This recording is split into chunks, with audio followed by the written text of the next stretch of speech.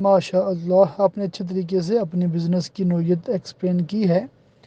دیکھیے، بہت سمپل بات ہے کہ جو ہوتا ہے مال تجارت، ایسی چیز جو آپ نے صرف اور صرف بیچنے کی نیت سے خریدی ہے، وہ ایسے ہی ہے جیسے آپ کے پاس کرنسی ہے، پاؤنڈ ہے، روپیہ ہے، ڈالر ہے، ٹھیک ہے؟ تو یہ بالکل مال نامی میں آتا ہے اور اس پہ زکوٰۃ ہوتی ہے جب شرائط ساری پائی جائیں۔ اور جو مال آپ کے پاس ہے اس پہ ہر سال زکوٰۃ ہوتی ہے۔ تو مال تجارت چاہے 10 سال آپ کے پاس پڑا رہے، یہ ایسے ہی جیسے 10 سال آپ کے پاس کرنسی جمع ہے تو ہر سال زکوٰۃ دیں گے۔ آپ کا یہ کہنا بھی زکوٰۃ بہت زیادہ ہو جائے گی، اللہ کے بندے آپ خوش ہوں، اللہ کا شکر کریں، ٹھیک ہے نا؟ دوسری بات، زکوٰۃ جتنی بھی زیادہ بن جائے آپ کے ٹوٹل کا 2.5% ہی رہے گی، اس سے زیادہ تو نہیں بنے گی۔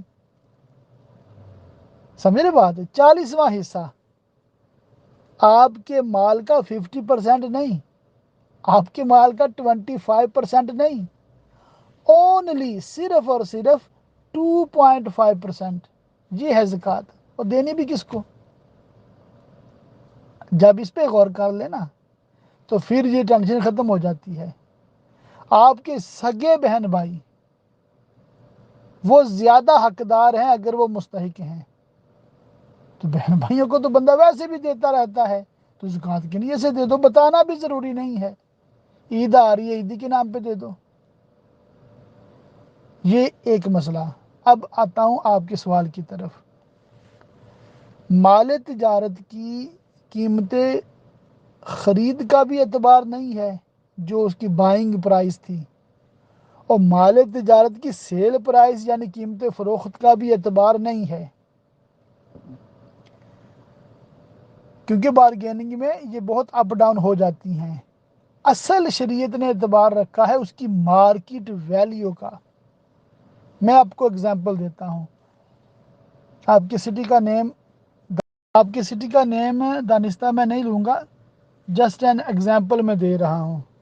ایک بندہ ہے لندن میں، اس نے چائنا سے مال منگوایا ہے، ٹھیک ہے؟ تو مال اس نے منگوایا ہے چائنا سے، بیٹھا وہ لندن میں ہے اور وہ سیل کر رہا ہے کسی اور کو جو کسی اور ملک میں بیٹھا ہے۔ بات سمجھ آ رہی ہے آپ کو؟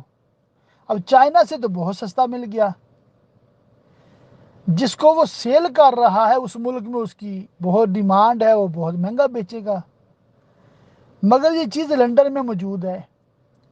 تو دیکھا یہ جائے گا کہ اگر یہ چیز لندن میں شاپ میں رکھی جائے، مارکیٹ میں رکھی جائے، تو اس کی لندن کے بازار میں، مارکیٹ میں اس کی کیا ویلیو ہے؟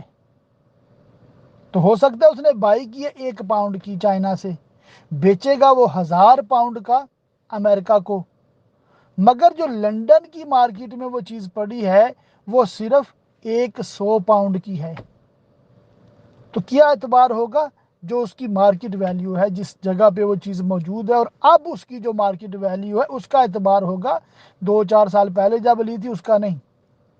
تو ایوریج ایئر جو کرنٹ مارکیٹ ویلیو ہوگی اس کے حساب سے اس کا ٹوٹل کر لیا جائے گا اور اس پہ زکوٰۃ ہوگی۔ واللہ اعلم بالصواب۔